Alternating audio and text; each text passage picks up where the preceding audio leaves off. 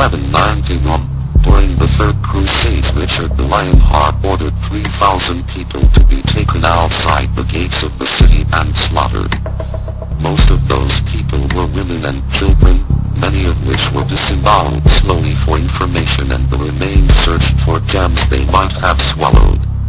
All throughout the 12th century, the search for Albigensian heretics leads into the Inquisitions that tore through the majority of Europe.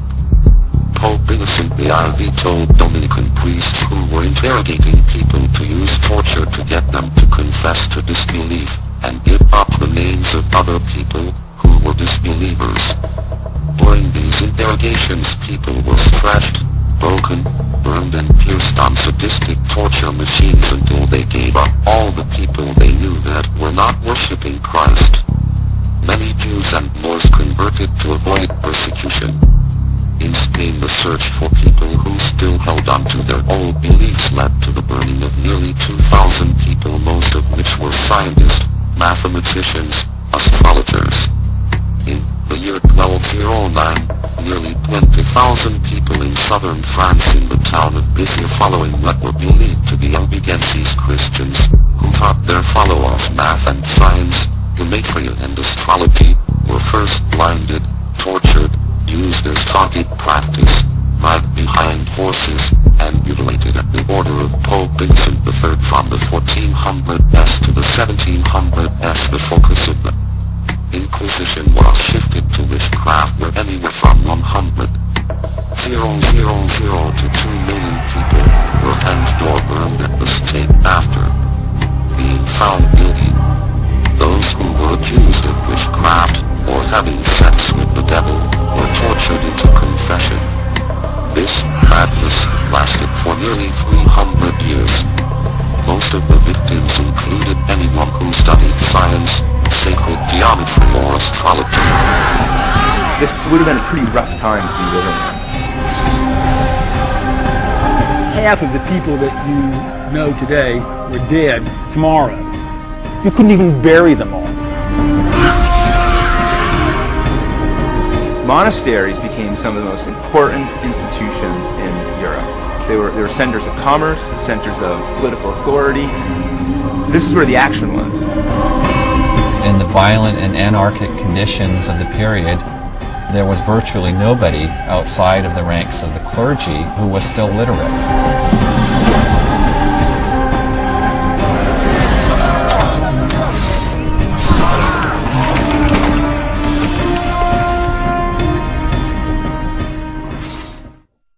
These artifacts come from all over Europe. Most of them date back to the 16th century.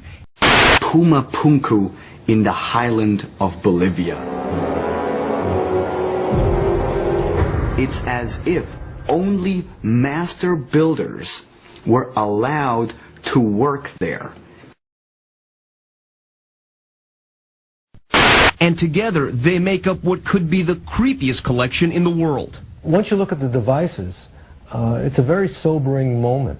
From the interrogation chair to the infamous Iron Mask, it's chilling to know these torture devices were made after the Dark Ages. If you were a blasphemer, that's when your tongue would be yanked. The collection, which contains more than 250 items, will be put up for sale by Guernsey's auction house on the Upper East Side of Manhattan. You look at some of these intricate little objects that on the surface have a certain charm to them until you realize what their purpose was, which was to cause great pain. Little objects like the Spanish pear. This brutal device was intended to be inserted into the mouth, have the handle turned, and these four items, these leaves would pop open a mouth, destroy your teeth, and pretty much destroy the inside of your mouth.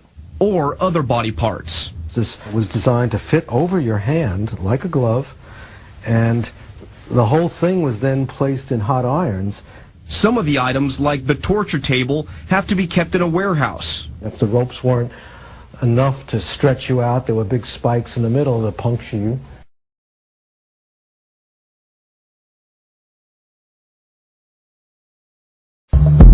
Once you step away from their television programs and their newspapers and their Bibles, it becomes very clear why they have implemented these religions. They use them to stage false attacks in which they can then use the followers against each other for the purpose of erasing history, to keep their control a secret. For example, in 1215, the doctrine of transubstantiation given out by the Fourth Lateran Council stated the host wafer during Mass actually transformed into the body of Christ. They then used this to spread rumors that the Jews were stealing the wafer to obtain the satisfaction of crucifying Christ again. The followers of the new sign then helped them round up all of the people who had knowledge of the things they were doing and killed them.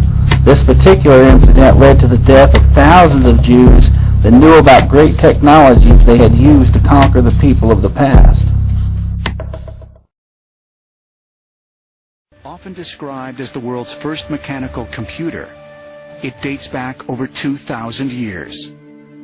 The Antikythera device was found in 1900 by sponge divers diving off a small island in the Aegean called Antikythera. There was a shipwreck there, and in it was a coral-encrusted box, and it was made of metal alloys. And it then went to the Athens Museum, where a good 50 years later, they were able to X-ray this box, and they were able to discern cogged wheels that were interconnected and give us a very good depiction of what this thing was. And it is a computer. It's a really sophisticated machine. It's a very interesting piece of technology because it served two purposes. One was that it was an astronomical device where you could, by using it, chart your position to the stars and navigate your way through the seas. It was also an astrological device so that someone could tell you, if you were born on this date and your planet sign is this, then certain things are going to happen to you when the planets are in this alignment. So it was a very interesting piece of technology that literally had more complicated gears and inner workings than a modern-day Swiss watch. And it's found to be dated, I think, like 200 BC, so it's really an anomaly as to who could have created that and what it was being used for. When archaeologists first started examining this thing in the 1950s, they said that they never could conceive of the ancient Greeks having such complicated machinery. And in fact, they said this was tantamount to finding a jet airplane in the tomb of King Tut. It is written in ancient Egyptian texts, the purpose why the pyramid was built was to store knowledge. These things were built at the end of one of the destructions of the world. In 1694, the money changers for this bloodline were given a square mile of property to run their banking system in what is now known as the inner city of London and the Bank of England. The bank was originally constructed above the ancient temple of Mithras, the religion that was assigned by this bloodline to this territory in the age of the ram. This is Mithras, the hero killing the bull. One of the most well-known of these money changers, and a direct descendant of the bloodline of God, went by their new last name, Rothschild.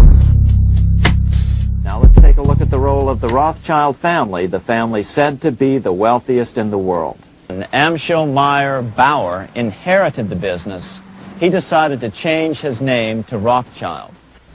Mayer Rothschild had 5 sons. He trained them all in the skills of money creation, then sent them out to the major capitals of Europe to open branch offices of the family banking business. His first son, Amschel Meyer, stayed in Frankfurt to mind the hometown bank. His second son, Solomon, was sent to Vienna. His third son, Nathan, was clearly the most clever. He was sent to London at age 21 in 1798, 100 years after the founding of the Bank of England. His fourth son, Karl, went to Naples, and his fifth son, Jacob, went to Paris. Rothschilds soon grew unbelievably wealthy. By the mid-1800s, they dominated all European banking. They financed Cecil Rhodes, making it possible for him to establish a monopoly over the diamond and gold fields of South Africa.